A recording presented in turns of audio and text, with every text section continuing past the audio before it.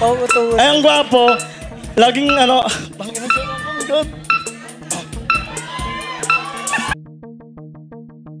Hindi talaga maiiwasan sa isang live show ang pagmumura ng mga contestant sa national television. Ngayong araw sa It's Showtime July 18 ay naging usap-usapan ang contestant na si Mayong sa kanilang segment na Escort of Appeals. Ito ay matapos na magmura si Mayong habang nakikipagdebate sa kanyang kalaban na escort. Narinig niya ito ng mga Showtime host kaya naman biglang nagbago ang kanilang mga mukha at nagsorry pagkatapos ng debate. Hindi naman sadya ni Mayong ang nangyari. Dala lamang ng kanyang pagka-mental block kaya ito nakapagsabi ng bad words. Payo naman ng madlang people na sana ay laging isipin ng mga contestants ang kanilang sinasabi tuwing sumasali sa mga ganitong kompetisyon.